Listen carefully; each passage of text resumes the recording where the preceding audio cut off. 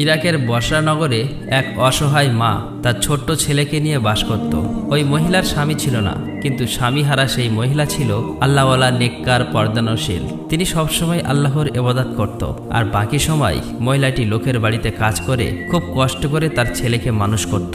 তার সমস্ত ভালোবাসা ও স্বপ্ন ছিল একমাত্র ছেলেকে নিয়ে। একদিন তার বাড়িতে কয়েকজন প্রতিবেশী এলো এবং তাকে বলল, বোন, তোমার এখন অল্প বয়স, স্বামী ছাড়া কিভাবে চলবে? সংসারে অবশ্যই মহিলাদের একজন স্বামীর প্রয়োজন, তাই তুমি আবারও বিয়ে করে নাও, তাহলে তোমার আর তোমার ছেলের ভবিষ্যৎ ভালো হবে। তখন ওই মহিলাটি দীর্ঘ শ্বাস ফেলে বলল, আমি যদি বিয়ে করে নেই তাহলে আমার এই ছেলের কি হবে? কে তাকে দেখবে? কে তাকে মানুষ করবে? এই ছেলেই আমার জীবন মরণ। ওকে আমি মা বাবা দুজনের ভালোবাসা দিয়েই বড় করব। আমি আর বিয়ে করতে পারবো না, দয়া করে আমাকে ক্ষমা করো। তখন ওই প্রতিবেশী মহিলাগুলো তাকে আর কিছু বলল না, সেখান থেকে চলে গেল। অতঃপর গভীর রাতে মহিলাটি আল্লাহর কাছে দোয়া করে বলল, হে আল্লাহ, তুমি আমার সঠিক পথে চলার তৌফিক দাও, আমি যেন হালাল পথে চলতে পারি, আমার এই ছেলেকে আমি মানুষ করতে পারি। হে মাবুদ, একমাত্র আপনি আমাদের সাহারা। হে আল্লাহ, তুমি আমার জন্য রহমত বর্ষণ করুন। অতঃপর এভাবেই দিন যেতে লাগলো। ছেলেটি ধীরে ধীরে বড় হতে লাগলো। মা ওই ছেলের জন্য কত কষ্ট করে পরের বাড়ি কাজ করে ওই ছেলেকে মানুষ করতে লাগলো। দেখতে দেখতে ছেলেটি যুবক বয়সে পরিণত হলো। মা নিজের শরীরের ক্লান্তি, দরিদ্রতা, কষ্ট সব ভুলে ছেলেকে বড় করে তুললেন। কিন্তু ছেলেটি সৎ পথে না থেকে খারাপ বন্ধুদের সাথে মিশে অসৎ পথ অবলম্বন করলো। সে প্রতিদিন মদ্যপান করতে শুরু করলো। একদিন গভীর রাতে মাতাল হয়ে বাড়ি ফিরল। মা দরজা খুলে দেখলেন ছেলেটির বেহাল অবস্থা, চোখ লাল, মুখে নেশার গন্ধ। মা কেঁদে বললেন, বাবা, আমার এখন বয়স হয়েছে, আমি আর আগের মতো কাজ করতে পারি না। তুমি যদি তোমার জীবন পরিবর্তন না করো তাহলে একদিন তোমার পরিণতি খুবই করুণ হবে। বাবা, দয়া করে মদ ছেড়ে দাও, আল্লাহর পথে ফিরে এসো, আল্লাহর ইবাদত করো। কিন্তু ছেলেটি উপহাস করে বলল, মা, দুনিয়ায় উপভোগ করার জন্যই তো এসেছি, তুমি তোমার ইবাদত করো আর আমি আমার জীবন উপভোগ করি।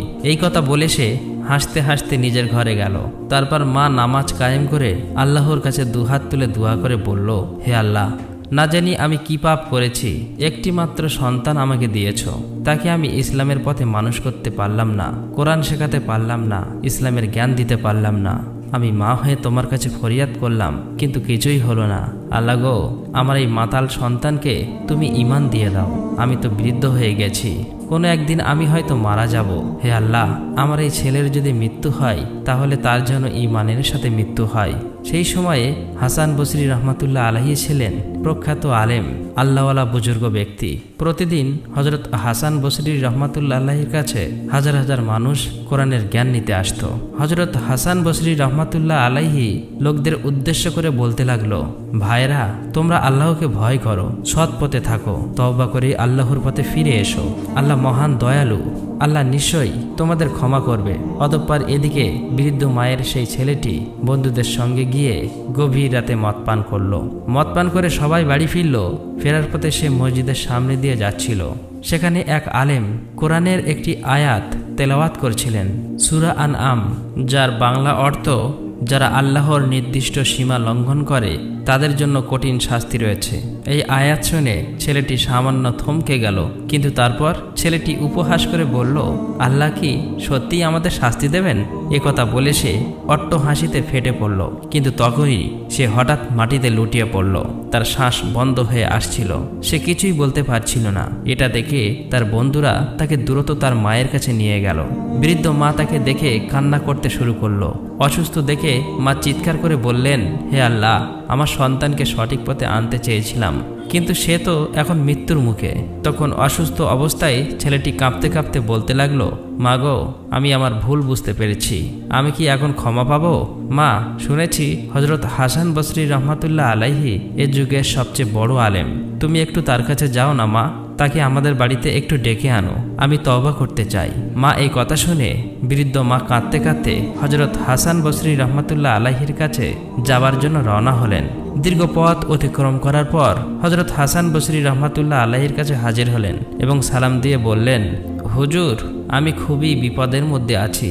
আমার এক মাতাল ছেলে তওবা করতে চাই, সে এখন মৃত্যু শয্যায়। হুজুর, আপনি যদি আমার সাথে একটু আমার বাড়িতে যেতেন তাহলে আমি খুবই খুশি হতাম। এই অসহায় বৃদ্ধার কথা দয়া করে ফেলে দেবেন না। কিন্তু হযরত হাসান বসরি রহমাতুল্লাহ আলাইহি অত্যন্ত নম্রভাবে বৃদ্ধাকে বললেন, মাগো, আমাকে ক্ষমা করবেন। আপনার ওই নাফরমান মাতাল ছেলেকে তওবা পড়ানো তো দূরের কথা, কলেমা পড়ানো তো দূরের কথা, তার জানাজাই দাপন কাফন আমি করতে পারবো না। দয়া করে আমাকে ক্ষমা করবেন। অতঃপর বৃদ্ধা মা কাঁদতে কাঁদতে বাড়ির পথে রওনা হলেন। এদিকে হযরত হাসান বসরি রহমাতুল্লাহ আলাইহি নামাজ শেষ করে তার নিজ গৃহে শায়িত ছিলেন। গভীর রাতে গায়েব হতে এক অদৃশ্য আওয়াজ এলো, হে হাসান বসরি, যে মা তোমার কাছে এসেছিল তাকে তুমি ফিরিয়ে দিলে। আল্লাহ তো কখনো মায়ের দোয়া ফেরত দেয় না। তখনই হযরত হাসান বসরি রহমাতুল্লাহ আলাইহির ঘুম ভেঙে গেল। মনে মনে পরিকল্পনা করলো সকাল হলে বৃদ্ধা মায়ের বাড়িতে যাবেন। অতঃপর এদিকে বৃদ্ধা মা তার বাড়িতে প্রবেশ করলেন। বৃদ্ধা মা তার ছেলের পাশে বসে পড়লেন, তার মাথায় হাত বুলিয়ে দিলেন। তখন ছেলে জিজ্ঞেস করলো, মা, হাসান বসরি কি এসেছে? তখন বৃদ্ধা মা বলল, হযরত হাসান বসরি রহমাতুল্লাহ আলাইহি বলেছেন যে তোর মতো মাতাল ছেলেকে কলেমা পড়াতে পারবে না। তখন ছেলেটি অঝরে কাঁদতে কাঁদতে বলতে লাগলো, ও মা, মাগো, আমার মতো পাপীকে সবাই ঘৃণা করে। আমি যদি মারা যাই তাহলে আমার লাশ কোনো কবরস্থানে কবর দেবে না, কেননা আমার লাশ যদি কবরস্থানে দাফন করে দাও তাহলে কবরস্থানের যত আল্লাহওয়ালা বুজুর্গ নেককার মানুষ আছে তাদের কষ্ট হবে। মাগো, আমি মারা গেলে আমার গলায় রশি দিয়ে টানতে টানতে জঙ্গলে অথবা কোনো পানিতে ফেলে দেবে। আমার মতো পাপীকে কবরস্থানে দাফন করবে না। মাগো, তবু আমি তওবা করতে চাই। এই কথা বলার পর ছেলেটি দুনিয়া থেকে বিদায় নিল। তখন বৃদ্ধা মা কিছুই বলতে পারছে না, স্তব্ধ হয়ে গেল। কাঁদতে কাঁদতে সন্তানের জন্য তিনি আবারও আল্লাহর দরবারে দোয়া করে বললেন, হে আল্লাহ, একটি মাত্র সন্তানকে আমি ইসলামের পথে আনতে পারলাম না, তাকে কোরআনের জ্ঞান দিতে পারলাম না, আমাকে ক্ষমা করে দিও। হে আল্লাহ, তুমি দয়ালু, তুমি রহমান রহিম। আল্লাহ গো, আমি বৃদ্ধা মা হয়ে সন্তানের জন্য দোয়া করছি। আল্লাহ গো, আমার দোয়া তুমি ফেরত দিও না, তাকে ক্ষমা করে দাও, আমার দোয়া তুমি কবুল করে নাও। অতঃপর সকাল হয়ে গেছে। মা সন্তানের মৃত লাশের পাশে বসে আছে। কি করবে সে কিছুই বুঝতে পারছে না। হঠাৎ করে দেখলো হযরত হাসান বসরি রহমাতুল্লাহ আলাইহি তার বাড়িতে হাজির হলো। তখন বৃদ্ধা মা থেকে জিজ্ঞেস করলো, হুজুর, আপনি হঠাৎ করে এখানে আসলেন কেন? তখন হাসান বসরি রহমাতুল্লাহ আলাইহি বললেন, মাগো, তুমি চলে আসার পর আমি নামাজ শেষ করে ঘুমাচ্ছিলাম। হঠাৎ করে গায়েব হতে আওয়াজ আসলো, হে হাসান বসরি, যে মা তার সন্তানের জন্য চোখের পানি ঝরায় সেই মায়ের দোয়া কখনো বিফলে যায় না। আল্লাহ মায়ের দোয়া কখনো ফেরত দেয় না। অতএব ওই সন্তানের তওবা কবুল হয়ে গেছে এবং ওই মায়ের দোয়াও কবুল হয়ে গেছে। হে হাসান বসরি, তুমি যাও, ওই সন্তানের তুমি গোসল দিয়ে জানাজা পড়াবে, দাফন করাবে। মাগো, আল্লাহ তোমার দোয়া কবুল করেছে, তোমার সন্তানের তওবা কবুল করেছে। অতঃপর এভাবেই হাসান বসরি রহমাতুল্লাহ আলাইহি বৃদ্ধা মায়ের সন্তানকে গোসল করিয়ে দাফন কাফন সম্পূর্ণ করলেন। তারপর হাসান বসরি রহমাতুল্লাহ আলাইহি ফিরে আসলেন। এদিকে হাসান বসরির এক প্রতিবেশী ছিল, তার নাম সামাউন। সে অগ্নি পূজা করত। সেই সময় সামাউন নামের ওই ব্যক্তি কঠিন রোগে আক্রান্ত হয়ে মরণাপন্ন অবস্থায় পৌঁছালো।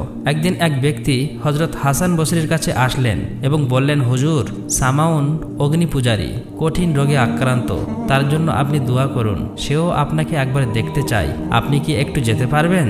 এই কথা শুনে হযরত হাসান বসরি তৎক্ষণাৎ লোকটির কাছে ছুটে গেলেন। সেখানে গিয়ে হযরত হাসান বসরি দেখলেন আগুনের ধোঁয়ার মতো তার সর্বশরীর কালো হয়ে গেছে। তখন হযরত হাসান বসরি বললেন, ভাই, সারা জীবন আগুন ও ধোঁয়ার মধ্যে জীবন কাটিয়ে দিয়েছ, এখন অন্তত এই অবস্থায় আল্লাহকে ভয় করো এবং ইসলাম গ্রহণ করো। নিশ্চয়ই আল্লাহ তাআলা তোমার উপর অফুরন্ত রহমত বর্ষণ করবেন। কিন্তু সামাউন অগ্নি পূজারী তখন অট্টহাসি করে বলল, দুটি কারণে আমি ইসলাম পছন্দ করি না। প্রথমত, তোমরা রাত দিন 24 ঘন্টা সবসময় দুনিয়ার কাজেই ব্যস্ত থাকো, আর দ্বিতীয়ত, তোমরা মুখে বলো মৃত্যু অনিবার্য, অথচ আল্লাহ তাআলার অসন্তুষ্টির কাজ করে থাকো। তখন হযরত হাসান বসরি বললেন, ভাই, তুমি বন্ধুর মতো সত্য কথাই বলেছ, কিন্তু সবাই তো এক নয়, কোনো মুসলমান সেরূপ করেছে, এটা সত্য। কিন্তু তুমি কি করছো? সৃষ্টিকর্তা সেই মহান আল্লাহকে ভুলে তারই সৃষ্টি বস্তু অগ্নি পূজা করছো। এই অগ্নি পূজা করে তুমি তোমার জীবনের অমূল্য জীবন নষ্ট করেছো। এই অগ্নি পূজা করে অমূল্য জীবন নষ্ট করছো কেন? তুমি 100 বছর যাবৎ অগ্নিকে নিজের মাবুদ বলে পূজা করেছ। আমি তো কখনোই অগ্নি পূজা করিনি, তবুও এই অগ্নি আমাকে কোনো কিছুই করতে পারবে না, এমনকি আমার একটি লোমও পোড়াতে পারবে না। চলুন আমরা দুজনেই এই অগ্নি দিয়ে পরীক্ষা করি। যদি এই অগ্নি আমাকে পোড়াতে পারে তাহলে আমি তোমার এই মাবুদকে সত্য বলে মেনে নেব, আর যদি এই আগুন আমাকে পোড়াতে না পারে তাহলে আমার সেই মহান আল্লাহকে তুমি সত্য বলে মেনে নেবে। এই কথাটি সামাউন অগ্নি পূজারীর খুবই ভালো লেগে গেল। অতঃপর এটা পরীক্ষা করার জন্য তারা দুজনেই এক খোলা স্থানে চলে গেলেন। সেখানে বিশাল এক আগুনের কুণ্ডলী চালানো হলো। তখন হযরত হাসান বসরি রহমাতুল্লাহ আলাইহি নিজের হাত কিছুক্ষণ পর্যন্ত আগুনে ধরে রাখলেন। অসীম দয়ালু করুণাময় আল্লাহ তাআলার ইচ্ছায় তার হাতের একটি লোমও পড়ল না। তার চোখে মুখে যন্ত্রণা সামান্য চিহ্ন মাত্র প্রকাশ পেল না। এই দৃশ্য দেখে সামাউন অগ্নি পূজারী বিস্ময়ে হতবাক হয়ে গেল। তার অনুতাপ জাগলো এবং সে অনুতপ্ত হৃদয়ে হযরত হাসান বসরির কাছে অসহায়ভাবে আবেদন করল এবং বলল, হুজুর, জীবনে 70 বছর আমি অগ্নি পূজা করে জীবন নষ্ট করে দিলাম, আর এখন কয়েকটি শ্বাস মাত্রই বাকি। এই অবস্থায় যদি কোনো উপায় থাকে তাহলে সময় বিলম্ব না করে আমাকে তা দয়া করে বলে দিন। তখন হাসান বসরি রহমাতুল্লাহ আলাইহি বললেন, এখন তোমার মুক্তির একমাত্র উপায় হলো ইসলাম ধর্ম গ্রহণ করা। তখন সামাউন অগ্নি পূজারী বলল, আপনি কি আমাকে প্রমাণ হিসেবে একখানা পত্র লিখে দিতে পারবেন যে এই মুহূর্তে আমি যদি ইসলাম ধর্ম গ্রহণ করি তাহলে মৃত্যুর পর আল্লাহ তাআলা আমাকে ক্ষমা করে দিবেন এবং আযাব থেকে মুক্তি দেবেন? তবে আমি এখন তার উপর ঈমান আনব। তখন হাসান বসরি রহমাতুল্লাহ আলাইহি তখন এই একখানা পত্র লিখে তার হাতে দিলেন। অতঃপর পরের দিন কয়েকজন মান্যগণ্য জ্ঞানীগুণী লোকের স্বাক্ষর নিয়ে হযরত হাসান বসরি রহমাতুল্লাহ আলাইহির হাতে পত্রখানা ফেরত দিল এবং কাঁদতে কাঁদতে সামাউন অগ্নি পূজারী বলল, আমাকে এখনই ইসলাম ধর্ম গ্রহণ করিয়ে দিন। মৃত্যুর পর আপনি আমাকে গোসল দিবেন, নিজের হাতে আমাকে কবরে নামাবেন এবং আমার জানাজা পড়াবেন। এই পত্রখানা আমার হাতে রেখে দিবেন। কাল কিয়ামতের ময়দানে আমার মুক্তির নিদর্শন স্বরূপ এই পত্রখানা আমার হাতে থাকবে। এই কথা বলে সামাউন অগ্নি পূজারী কলেমা শাহাদাত উচ্চারণ করতে করতে এই পৃথিবীর মায়া ত্যাগ করে মৃত্যুবরণ করলেন। অতঃপর হযরত হাসান বসরি রহমাতুল্লাহ আলাইহি সামাউন অগ্নি পূজারীর সব প্রতিশ্রুতি পালন করলেন এবং তিনি পরক্ষণে ভাবতে লাগলেন, আমি নিজেই পাপী, আর এই পাপীকে উদ্ধার করা আমার পক্ষে কি সম্ভব? নিজের মুক্তিরই তো নিশ্চয়তা নেই, আল্লাহ তাআলার অধিকারে কেনই বা আমি হাত দিলাম? এই চিন্তায় তিনি অস্বস্তি বোধ করতে লাগলেন। তারপর থেকে তিনি সব সময় এই চিন্তায় অগর হয়ে থাকতেন এবং রাতের অধিকাংশ সময়ই ইবাদত করেই কাটিয়ে দিতেন।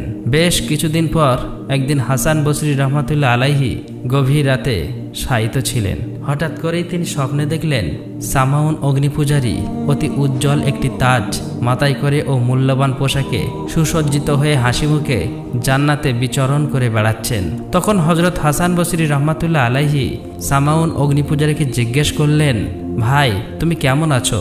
সামাউন অগ্নি পূজারী হাসি মুখে বললেন, ভাই, কলেমার কারণে মহান আল্লাহ তাআলা আমার তওবা কবুল করেছেন এবং আমাকে বেহেশতে স্থান দিয়েছেন এবং তার সাক্ষাৎ দানেই আমাকে গৌরবান্বিত করেছেন। আপনি এই পত্রখানা ফিরিয়ে নিন, এখন এই পত্রের আমার আর কোনো প্রয়োজন নেই। এই স্বপ্ন দেখে হযরত হাসান বসরি রহমাতুল্লাহ আলাইহি জেগে গেলেন এবং দেখলেন সেই পত্রখানা তার হাতে রয়েছে। তিনি বিস্ময়ে অভিভূত হয়ে বললেন, হে আল্লাহ, তোমার কোনো কাজই নিয়মের অধীন নয়। 70 বছর অগ্নি পূজা করার পরেও এক কলেমার বদৌলতে তুমি সামাউন পূজারীকে ক্ষমা করে দিয়েছ, বেহেশত পর্যন্ত দান করেছ। তুমি দয়ার সাগর। তাহলে 70 বছর ঈমানের সাথে থেকে মৃত্যুবরণ করলে নিশ্চয়ই মাফ করবে, এতে আর কোনো সন্দেহ নেই। অতঃপর হযরত হাসান বসরি রহমাতুল্লাহ আলাইহি মসজিদের ভিতরে বসে আল্লাহর ইবাদতে মগ্ন হলেন। আব্দুল্লাহ নামের এক মুরিদ হাসান বসরি রহমাতুল্লাহ আলাইহির সাথে নামাজ আদায় করার জন্য মসজিদে গেলেন। সেখানে গিয়ে তিনি দেখলেন মসজিদের দরজা বন্ধ। বাইরে থেকে তিনি শুনতে পাচ্ছেন যে ভিতরে বহু লোক আছে এবং হাসান বসরি রহমাতুল্লাহ আলাইহি দোয়া করছে, আর তারা সবাই আমিন আমিন বলছে। তিনি মনে মনে ভাবলেন, হয়তোবা আরো অনেক মুরিদ দোয়া করছেন। ফলে তিনি বাইরে দাঁড়িয়ে অপেক্ষা করতে লাগলেন।